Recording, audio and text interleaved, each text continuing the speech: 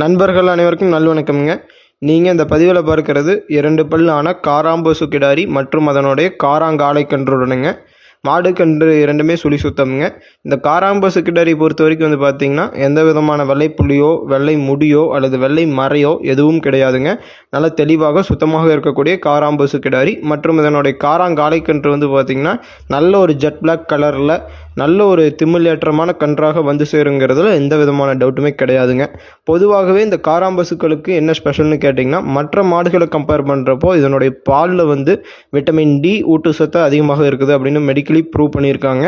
பொதுவாகவே இந்த கருப்பு நிறம் வந்து பார்த்திங்கன்னா சூரிய கதிர்களை உள்வாங்கக்கூடிய சக்தி படைத்ததுங்க. ஸோ அதனால் இதனுடைய பாலில் வந்து பார்த்திங்கன்னா விட்டமின் டி ஊட்டச்சத்து அதிகமாக இருக்குங்க. இரண்டாவது, கோவில்களில் நடக்கக்கூடிய அபிஷேகத்துக்கு இந்த காராம்பசுக்களினுடைய பால் வந்து பார்த்திங்கன்னா ரொம்ப உகந்ததாக கருதப்படுதுங்க.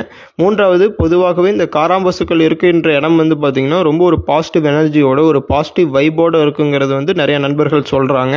ஸோ இந்த காராம்பசு வந்து பார்த்திங்கன்னா நம்மக்கிட்ட ஒரு வாரம் ஆச்சுங்க.